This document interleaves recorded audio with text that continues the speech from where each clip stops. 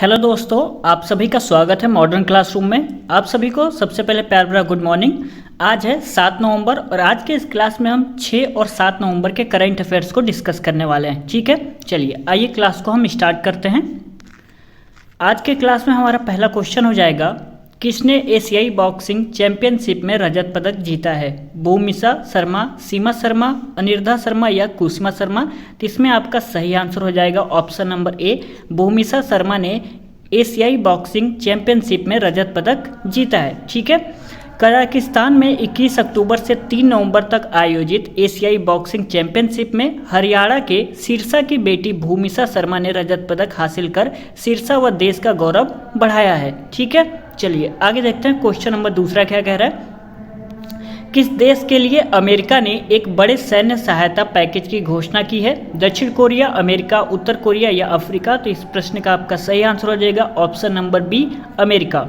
Ukraine के लिए America ने हाल ही में 12.5 करोड़ रुपए के अलावा 30 करोड़ रुपए के नए सैन्य सहायता पैकेज की घोषणा की है। किसने की है? तो अमेरिका ने घोषणा की है, ध्यान रखिएगा।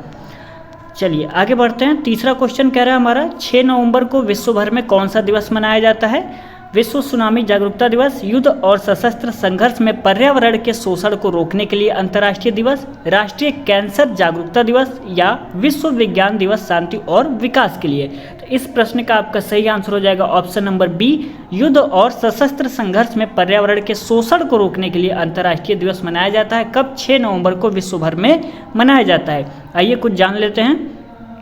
6 नवंबर को प्रतिवर्ष युद्ध और सशस्त्र संघर्ष में पर्यावरण के शोषण को रोकने के लिए अंतर्राष्ट्रीय दिवस मनाया जाता है। 5 नवंबर वर्ष 2001 को संयुक्त राष्ट्र महासभा ने हर वर्ष 6 नवंबर को युद्ध और सशस्त्र संघर्ष में पर्यावरण को शोषण रोकने के लिए अंतर्राष्ट्रीय दिवस के रूप में घोषित किया था। कब घोषित किया गया था? 2001 में संयुक्त राष्ट्र महासभा ने हर वर्ष 6 नवंबर को युद्ध और सशस्त्र संघर्ष में पर्यावरण के शोषण को रोकने के लिए अंतर्राष्ट्रीय दिवस के रूप में घोषित किया गया था। ध्यान रहेगा कब किया गया था? 2001 में किया गया था, संयुक्त राष्ट्र महासभा द्वारा 6 नवंबर को मनाया जाएगा। ठीक है, चलिए आगे देखते हैं। क्वेश्चन नंबर चौथा क्या कह रहा है, एनटीपीसी रिन्यूएबल एनर्जी लिमिटेड ने किस राज्य में अपनी पहली योजना 50 मेगावाट की दयापार पवन परियोजना की घोषणा की है? महाराष्ट्र, कर्नाटक, पंजाब या गुजरात? तो इसमें आपका सही आंसर हो जाएगा option number D, Gujarat. NTPC renewable energy limited ने किस राज्य में अपनी पहली परियोजना 50 मेगावाट की दयापार पवन परियोजना की घोषणा की है? तो इसमें आपका सही आंसर हो जाएगा ऑप्शन नंबर डी, गुजरात। कुछ जान लेते हैं इसके बारे में। गुजरात के कच्छ में एनटीपीसी रिन्यूएबल एनर्जी लिमिटेड ने अपनी पहली परियोजना 50 मेगावाट की दयापार पवन परियोजना की घोषणा की है। इसके साथ एनटीपीसी समूह की कुल स्थापित क्षमता बढ़कर 73,874 मेगावाट की हो गई है और एनटीपीसी समूह की कुल आरी परिचालन क्षमता अब 3,364 मेगावाट हो गई है। चलिए आगे देखते हैं। क्वेश्चन नंबर 5, किस मिशन द्वारा गंगा उत्सव के 7वें संस्करण का आयोजन नई दिल्ली में किया जा रहा है? क्वेश्चन कह रहा है, किस मिशन द्वारा गंगा उत्सव के 7वें संस्करण का आयोजन नई दिल्ली में किया जा रहा है? तो इस प्रश्न का आपका सही आंसर हो जाएगा ऑप्शन नंबर डी, राष्ट्रीय स्वच्छ गंगा मिशन के द्वारा गंगा उत्सव के 7वें संस्करण का आयोजन कहाँ पे किया जा रहा है? नई दिल्ली में किया जा रहा है। फिर से मैं बताता हूँ, किस मिशन द्वारा गंगा उत्सव के 7वें संस्करण का आयोजन नई दिल्ली में किया जा रहा है? तो राष्ट्रीय स्वच्छ गंगा मिशन द्वारा गंगा उत्सव के 7वें संस्करण का आयोजन कहाँ पे किया जा रहा है? नई दिल्ली में किया जा रहा है। ठीक है, चलिए आगे देखते हैं। क्वेश्चन नंबर अगला क्या कह रहा है, भारतीय नौसेना और किस देश की नौसेना के बीच सामुद्रिक सुरक्षा बैठक का 33वां संस्करण हाल ही में आयोजित किया गया? तो इस प्रश्न का आपका सही आंसर हो जाएगा ऑप्शन नंबर सी, श्रीलंका। भारतीय नौसेना और श्रीलंका की जो नौसेना है इसके बीच सामुद्रिक सुरक्षा बैठक का 33वां संस्करण हाल ही में आयोजित किया गया है। ठीक है, किस देश के साथ? तो श्रीलंका के साथ आयोजित किया गया है, ध्यान रखिएगा। चलिए आगे देखते हैं। क्वेश्चन नंबर 7, किस विभाग के सचिव श्री वी श्रीनिवास ने बेंगलुरु में डिजिटल जीवन प्रमाण पत्र अभियान की समीक्षा की है? शिक्षा विभाग, विज्ञान विभाग, महिला विभाग या पेंशन और पेंशनभोगी कल्याण विभाग? तो इस प्रश्न का आपका सही आंसर हो जाएगा ऑप्शन नंबर डी, पेंशन और पेंशनभोगी कल्याण विभाग। ठीक है, आइए एक बार क्वेश्चन को फिर से देख लेते हैं। किस विभाग के सचिव श्री वी श्रीनिवास ने बेंगलुरु में डिजिटल जीवन प्रमाण पत्र अभियान की समीक्षा की है। तो किस विभाग के सचिव ने? तो पेंशन और पेंशनभोगी कल्याण विभाग के जो सचिव हैं श्री वी श्रीनिवास ने बेंगलुरु में डिजिटल जीवन प्रमाण पत्र अभियान की समीक्षा की है। ठीक है, चलिए यहाँ पे लिखा हुआ है पेंशन और पेंशनभोगी कल्याण विभाग के सचिव श्री वी श्रीनिवास ने हाल ही में बेंगलुरु में डिजिटल जीवन प्रमाण पत्र अभियान की समीक्षा की, जो कि मैंने अभी बताया आपको। यह पेंशन और पेंशनभोगी कल्याण विभाग डिजिटल जीवन प्रमाण पत्र डीएलसी यानी जीवन प्रमाण को व्यापक स्तर पर बढ़ावा दे रहा है। चलिए आगे देखते हैं क्वेश्चन नंबर 8। AICC की पहली बैठक किस IIT संस्थान में आयोजित की जाएगी? तो इसमें आपका सही आंसर हो जाएगा ऑप्शन नंबर डी, गांधीनगर में की जाएगी। ठीक है, ऑस्ट्रेलिया भारत शिक्षा एवं कौशल परिषद AIESC की पहली आज IIT गांधीनगर में आयोजित की जाएगी। ऐसा पहली बार है जब शिक्षा और कौशल को एक ही संस्थागत मंच के तहत लाया जा रहा है। शिक्षा और कौशल कार्य क्षेत्रों के बीच तालमेल व सहयोग के लिए रूपरेखा प्रदान करने के लिए यह पहली बैठक है। ठीक है,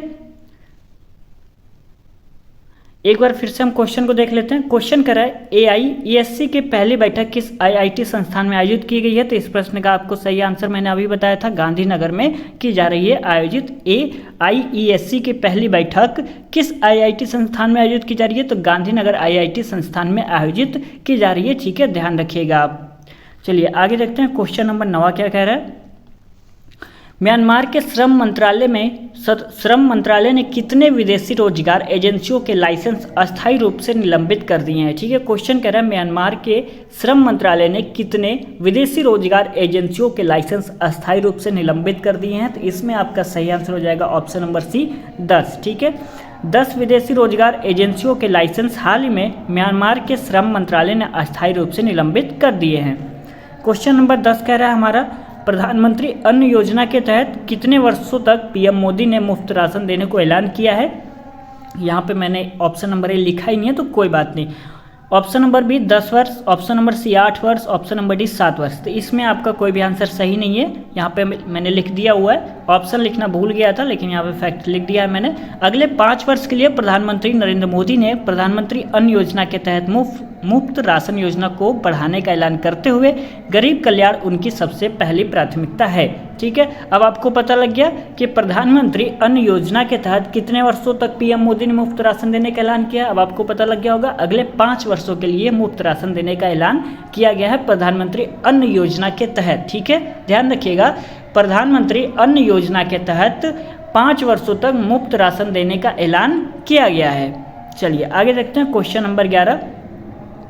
भूटान के राजा कौन है? Jigme Khesar, Namgyal Wangchuck, Bhaichung Bhutia, Xi Jinping. उसमें मैंने ऑप्शन नंबर ए गायब हो गया था, यहाँ पे डी गायब हो गया, तो कोई बात नहीं, यहाँ भी देख लेते हैं। इसमें आपका सही आंसर हो जाएगा option number a, Jigme Khesar, Namgyal Wangchuck. ये आपका सही आंसर हो जाएगा। ये हो जाएंगे भूटान के राजा। भूटान के राजा जिग्मे खेसर नामग्याल वांगचुक 3 नवंबर 2023 को भारत की 8 दिवसीय यात्रा के लिए गुवाहाटी आए।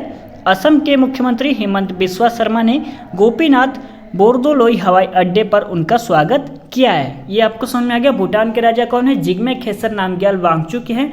ये 3 नवंबर 2023 को भारत की 8 दिवसीय यात्रा के लिए गुवाहाटी पर आए हैं। और असम के मुख्यमंत्री हेमंत बिस्वा शर्मा ने गोपीनाथ बोरदोलोई हवाई अड्डे पर उनका स्वागत किया है। किस हवाई अड्डे पर? तो बोरदोलोई हवाई अड्डे पर उनका स्वागत किया गया है। किसके? भूटान के राजा जिग्मे खेसर नामग्याल को, जो कि 3 नवंबर 2023 को भारत की 8 दिवसीय यात्रा के लिए गुवाहाटी पर आए हुए हैं। आपको इतना समझ में आ गया? चलिए आगे देखते हैं क्वेश्चन नंबर 12।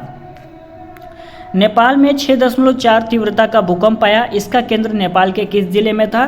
तो इसमें आपका सही आंसर हो जाएगा ऑप्शन नंबर सी, जाजरकोट में इसका जो भूकंप था वो आया था। ठीक है, नेपाल में 6.4 तीव्रता का भूकंप आया था और इसका केंद्र नेपाल में किस जिले में था? तो आप ध्यान रखिएगा, जाजरकोट में इसका केंद्र पाया गया था। चलिए, नेपाल में 6.4 तीव्रता का भूकंप आया। राष्ट्रीय भूकंप मापन केंद्र ने कहा कि भूकंप का केंद्र जाजरकोट जिले में लामिनडाडा इलाके में स्थित था। जर्मन रिसर्च सेंटर फॉर जियोसाइंसेस के मुताबिक भूकंप की तीव्रता 5.7 थी, जबकि अमेरिकी जियोलॉजिकल सर्वे ने इसकी तीव्रता 5.6 आंकी है। ठीक है, चलिए आगे देखते हैं। नेपाल में लगभग 128 लोग मारे गए हैं और दर्जनों घायल हो गए। यह भूकंप यह भूकंप 2015 के बाद से सबसे घातक था, जब नेपाल में 2 भूकंपों में लगभग 9000 लोग मारे गए थे। झटके नई दिल्ली, यूपी और बिहार कई सारे जगहों पर भारत के कई हिस्सों में महसूस किए गए थे। ठीक है, मैंने भी महसूस किया था, मैंने आपको बताया ही था एक वीडियो में। मैं पढ़ रहा था, अचानक कुर्सी हिलने लगी थी। तो चलिए आगे देखते हैं। क्वेश्चन नंबर 13 कह रहा है हमारा, तीसरा भारत ग्वाटेमाला विदेश कार्यालय परामर्श निम्नलिखित में से किस स्थान पर आयोजित किया जाएगा? तो इस प्रश्न का आपका सही आंसर हो जाएगा ऑप्शन नंबर 2, नई दिल्ली में आयोजित किया जाएगा। चलिए आगे देखते हैं। क्वेश्चन नंबर 14, द्वितीय विश्व स्थानीय उत्पादन मंच कहाँ आयोजित किया जाएगा? मैं आपको बता दूं, जो आज 7 नवंबर की क्लास हो रही है, इसमें मैंने 6 और 7 दोनों का मिक्स कर दिया हुआ है करंट अफेयर्स, क्योंकि 6 तारीख को क्लास नहीं हुई थी, इसलिए मैंने थोड़ा क्वेश्चन ज़्यादा हो गया है। ठीक है, तो कोई बात नहीं है, आप लोग ध्यान से पढ़िए, क्योंकि करंट अफेयर्स के क्वेश्चन आपको हर एक एग्जाम में पूछे जाते हैं, ये आपको पता ही होगा। तो इसलिए आपने यहाँ तक वीडियो देख लिया है तो थोड़ी देर और देख लीजिए, क्लास खत्म हो जाएगी। ठीक है, यदि वीडियो आपको पसंद आ रहा है तो इस वीडियो को एक लाइक भी कर दीजिएगा, अपने दोस्तों में शेयर जरूर किया करें। यदि वीडियो आपको पसंद आता है तो कमेंट करके आप ये भी बताया करें कि आपको वीडियो कैसा लगता है। ठीक है, चलिए मैं इस प्रश्न का आंसर आपको बताता हूँ। द्वितीय विश्व स्थानीय उत्पादन मंच कहाँ आयोजित किया गया है? स्वीडन, टर्की, नीदरलैंड या डेनमार्क? तो इस प्रश्न का आपका सही आंसर हो जाएगा ऑप्शन नंबर 3, नीदरलैंड में आयोजित किया गया है। चलिए आइए इसके बारे में कुछ जान लेते हैं। केंद्रीय राज्य मंत्री भगवंत खुबा के नेतृत्व में भारतीय प्रतिनिधिमंडल दूसरे विश्व स्थानीय उत्पादन फोरम में भाग लेने के लिए नीदरलैंड के लिए रवाना होंगे। भारत के केंद्रीय रसायन और उर्वरक राज्य मंत्री भगवंत खुबा हेग में दूसरे विश्व स्थानीय उत्पादन फोरम में भाग लेने के लिए 4 नवंबर 2023 को नीदरलैंड में एक प्रतिनिधिमंडल का नेतृत्व करेंगे, जो महीने की 6 से 8 तारीख तक हो रहा है। चलिए आगे देखते हैं। क्वेश्चन नंबर 15 क्या कह रहा है?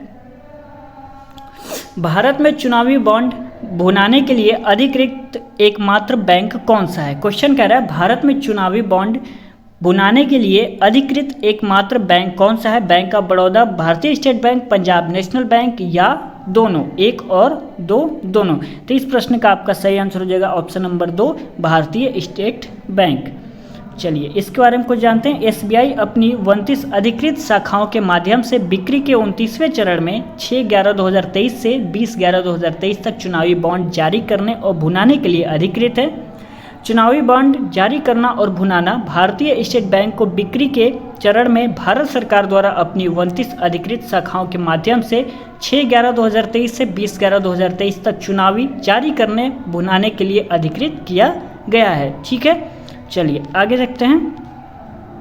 क्वेश्चन नंबर 16 क्या कह रहा है? अंतर्राष्ट्रीय क्रिकेट में टाइम आउट होने वाले पहले बल्लेबाज कौन हो गए हैं? ठीक है, ये काफ़ी विवाद हुआ था, ये आपको पता ही होगा कि ये अभी 6 तारीख को ही खेला गया है शाम को मैच श्रीलंका और बांग्लादेश के बीच में हुआ है, जिसमें एंजेलो मैथ्यूज टाइम आउट से आउट हुए हैं। ठीक है, तो इसके बारे में आइए चर्चा कर लेते हैं हम। अंतर्राष्ट्रीय क्रिकेट में टाइम आउट होने वाले पहले बल्लेबाज कौन बन गए हैं? Virat Kohli, Angelo Mathews, Heinrich Klaasen, Babar Azam. तो मैंने आपको बता ही दिया, एंजेलो मैथ्यूज काफ़ी ज़्यादा विवाद हुआ है, आइए उसके बारे में भी बात करेंगे। सबसे पहले हम ये जान लेते हैं, विराट कोहली भारत के प्लेयर हैं, आपको तो पता ही होना चाहिए। बाबर आजम ये पाकिस्तान क्रिकेट टीम के कैप्टन हैं इस समय वर्तमान में। ठीक है, चलिए हेनरिक क्लासन ये शायद साउथ अफ्रीका का प्लेयर हैं, कंफर्म नहीं याद आ रहा है, लेकिन साउथ अफ्रीका के प्लेयर हैं, आप गूगल पे सर्च कर लीजिएगा। ठीक है, आपको मिल जाएगा। और एंजेलो मैथ्यूज जो कि श्रीलंका के कैप्टन नहीं है, श्रीलंका के प्लेयर हैं। ठीक है, चलिए इनके बारे में जान लेते हैं। एंजेलो मैथ्यूज अंतर्राष्ट्रीय क्रिकेट में टाइम आउट होने वाले पहले खिलाड़ी बन गए हैं, ध्यान रखिएगा। एंजेलो मैथ्यूज अंतर्राष्ट्रीय क्रिकेट में टाइम आउट होने वाले पहले खिलाड़ी बन गए। एंजेलो मैथ्यूज जब बल्लेबाजी के लिए उतरे तो उनके हेलमेट का पट्टा टूट गया था।